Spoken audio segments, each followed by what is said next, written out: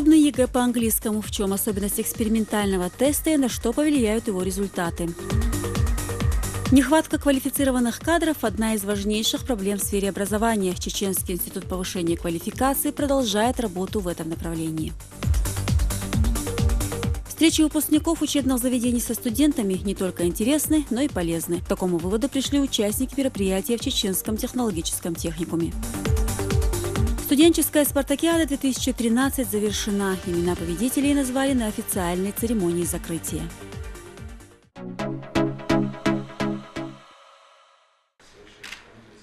Прошедший в школах республики тренировочный единый государственный экзамен по английскому языку вызвал массу вопросов.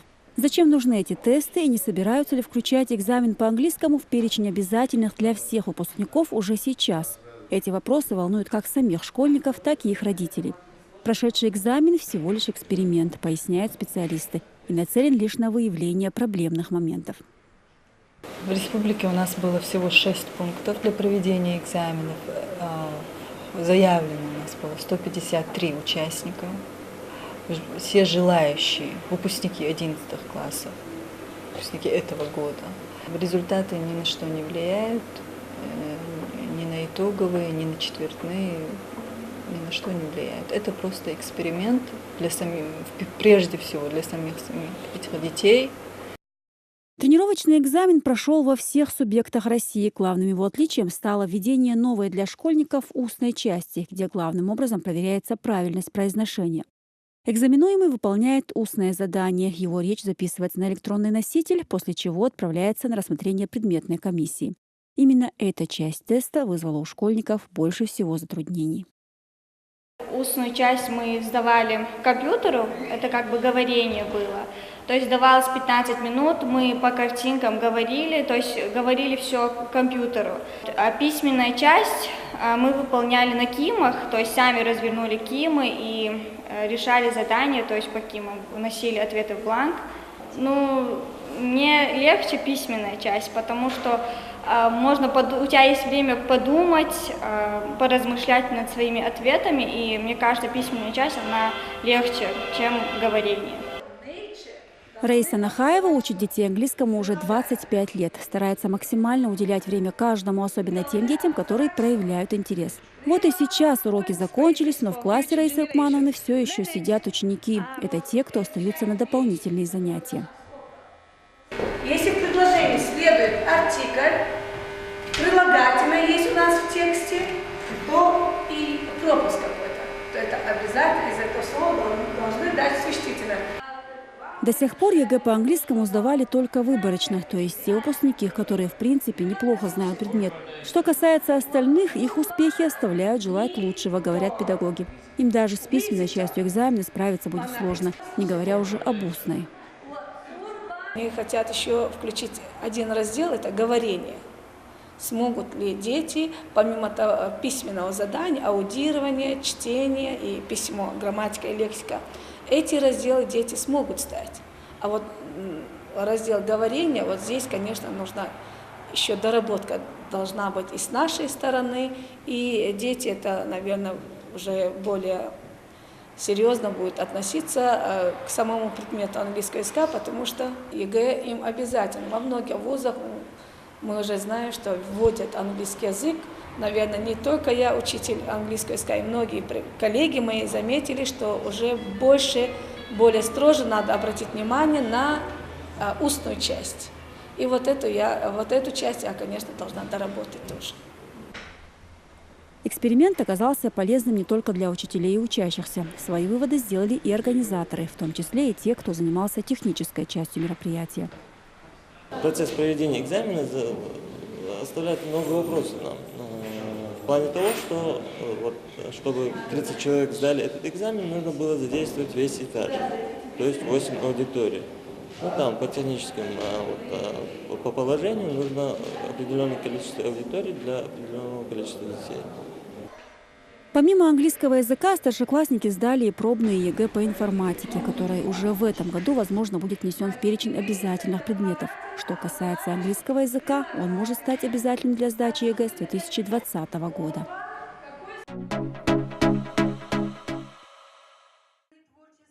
Каникулы в школах – прекрасная возможность поработать над мастерством педагогов. Теперь в качестве учеников сами учителя. Как применять на практике новые образовательные стандарты? Этой теме посвящены курсы, которые проходят в Чеченском институте повышения квалификации работников образования. Более 200 педагогов со всех школ республики расширяют свои знания о современных подходах обучения. Первая часть занятий посвящена концепции нравственного воспитания школьников. Сегодня в российском обществе, как правильно говорил коллега, вот что происходит? Вот этой социальной солидарности практически нет. Но стандарт нас нацеливает, что должны понять, что это часть единого общества. Что не может быть хорошо богатому, если в стране слишком много бедных.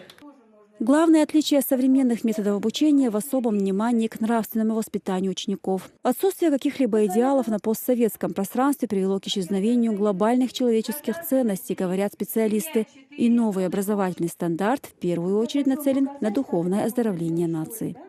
В 1991 году Советский Союз, как мы знаем, развалился, и на какое-то время в обществе исчезли идеалы. И вот то, что сейчас стандарт рисует нам как бы новые идеалы, это связано с тем, что вот выросло целое поколение людей, которые потеряли ориентиры, не имеют таких вот продуманных, таких вот нет продуманной системы как бы ценностей. Вот новый стандарт, он как бы заставляет учителей и вообще всех, кто связан с образованием, ориентироваться на какие-то вот ценности. Вот что нужно вложить в ребенка, чтобы получить портрет выпускника начальной школы, основной школы. Это патриотизм, гражданственность, семья, любовь к своему отечеству, скажем, уважение к своей религии. Интеллектуальный, творческий, компетентный и патриот своей родины. Таков идеал воспитания современной школы. Именно к нему должен стремиться каждый, кто называет себя педагогом. Другое дело, что способы достижения этих ценностей у каждого могут быть свои.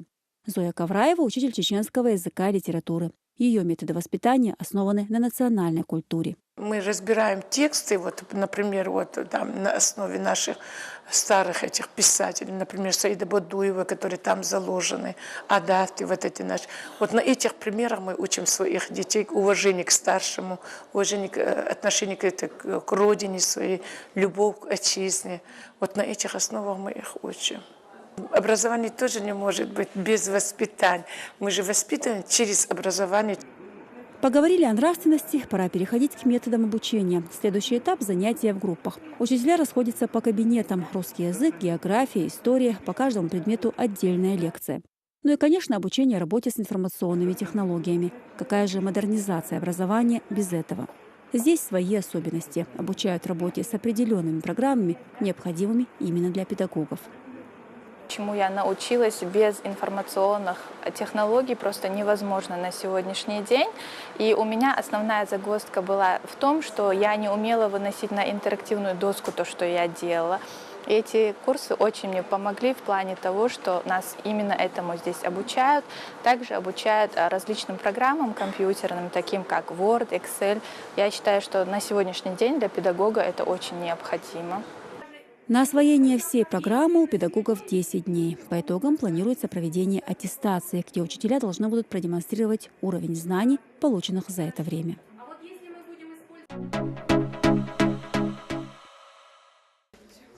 Все профессии нужны, все профессии важны. Эти строки Владимира Маяковского стали главным слоганом встречи, которая прошла в Чеченском технологическом техникуме. Бывшие выпускники в гостях у нынешних студентов. Как сложилась жизнь по окончанию учебного заведения, нашли применение полученным здесь знаниям. Ответы на эти вопросы сидящих в зале интересуют больше всего. Истории выпускников оказались весьма занимательными. Сейчас в данное время работаю актером молодежного театра «Сиарло». И так получилось, попал я на актерскую деятельность. Это когда мы учились, к нам пришел наш известный драматург и писатель Муса Ахмадов. На постановку «Дахар лучше повреждено жизни». Это против наркотиков. Выступили, первое выступление было здесь, присутствовал замминистра образования и другие высокопоставленные лица. выступили на ура. После окончания училища поступил в университет на актерский факультет. Истории остальных лишний раз доказывают, рабочие профессии сегодня пользуются хорошим спросом. Бухгалтер, делопроизводитель, сварщики, автомеханики. Каждый из них нашел свое место в жизни. После экзамена по бухгалтерскому учету нас направили на практику в страховую компанию «Макс». Там я осталась работать. Мои знания пригодились. Я понравилась, показала себя с хорошей стороны на практике. И по приглашению руководства я там осталась работать. Учащиеся, в свою очередь, озвучили интересующие их вопросы. Что повлияло на выбор профессии, какие навыки пригодились. Ну и, конечно, размер заработной платы. Этот вопрос оказался самым актуальным. Зарплата, конечно, невысокая, но это зависит еще от стажа, конечно же. Там 2-3 года пройдет, зарплата тоже будет нормальной. Студентам тоже есть что сказать и показать. Специально для гостей они подготовили концертную программу. Пока одни наслаждались музыкой, другие отправились на небольшую экскурсию. В стенах этого здания много тех, с кем всегда приятно встретиться и пообщаться, говорит Усам Гайтукаев. К бывшим учителям он часто заходит и сейчас не смог уйти, не повидавшись. Ну да уж. Нормально. Ну что там, работаем? Да. Идет работа? Да, потихоньку. Заказы есть у тебя? Есть, заказы есть. Помещение обновили сейчас. Все работает, нормально все. Сейчас бывший студент техникума руководит сварочным цехом. Здесь, в этом кабинете, Усам впервые взял в руки инструмент. Да и держать-то его толком тогда еще не умел. Смотрите, вот это называется вызывание дуги. Вот это касание. Даже вот я так скажу, некоторым людям, у которых, я не знаю, мало желания, что ли, вот им даже в этом деле просто, и именно для того, чтобы эту дугу вызвать, нужны месяцы. Понимаешь, вот со стороны вам кажется, что это легко, а на самом деле эта аппаратура, это все специально создано для того, чтобы набивать руку. Для этого нужно руку набивать. Технологический техникум ежегодно выпускает более 400 специалистов начального и среднего профессионального звена.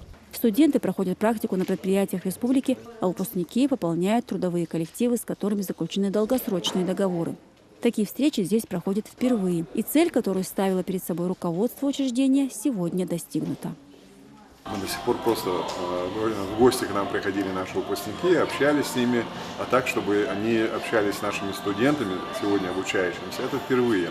И я думаю, это будет иметь свои последствия, потому что оно должно иметь свое хорошее значение, так как наши нынешние студенты должны знать, кем они станут, кем они могут быть, на кого им равняться, кем же стали выпускники наши, которые раньше не закончили. И сегодня для них хорошим примером стали выпускники, которые закончили в 2006 году, в 2010 году. Мне все время бывает интересно наблюдать за ними, за их действиями, за их ростом. Они, когда приходят, такие бывают все непонятные. Они не знают даже о своей профессии ничего толком, просто так кого-то, может быть, где-то видели, кто варит. В процессе обучения здесь уже они влюбляются в свою профессию, понимают, что это такое. И кроме своей профессии, они здесь участвуют во всей жизни этого учреждения. Вечер оказался весьма плодотворным. Молодые люди не только пообщались, узнали много интересного и полезного, но еще и весело провели время.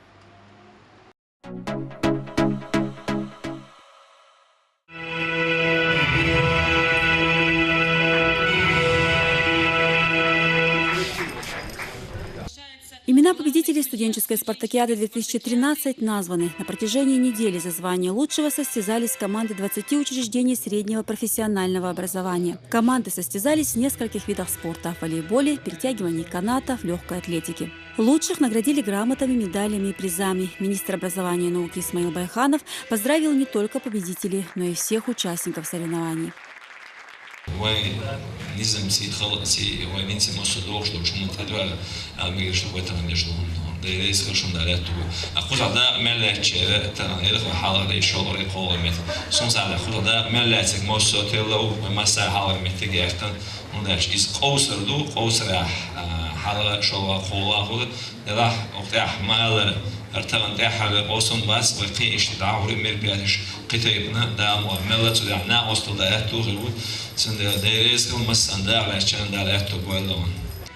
Назвав команды, проявившие себя в отдельных видах спорта, перешли к награждению победителей соревнований. В тройку лидеров вошли сборные Калиновского техникума механизации сельского хозяйства, гуманитарно-технический техникум и техникум профессиональных технологий финансов и права.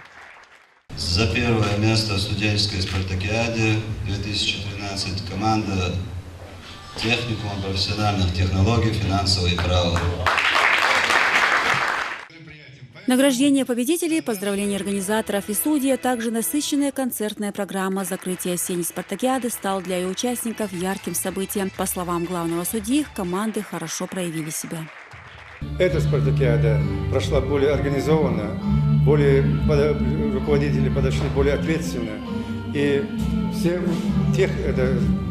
среднепрофессиональные учреждения, профессиональное образование заявили свои команды на этой спартакиаде. Это, во-первых, массовость. И я обратил внимание, что и мастерство у них было лучше по сравнению с предыдущей спартакиадой. Значит, люди над собой работают, что и должно быть в спорте. К этим соревнованиям студенты готовятся на протяжении месяца. Цель каждой команды – победа. Те, кто проявили больше всего стараний, сегодня ее получили.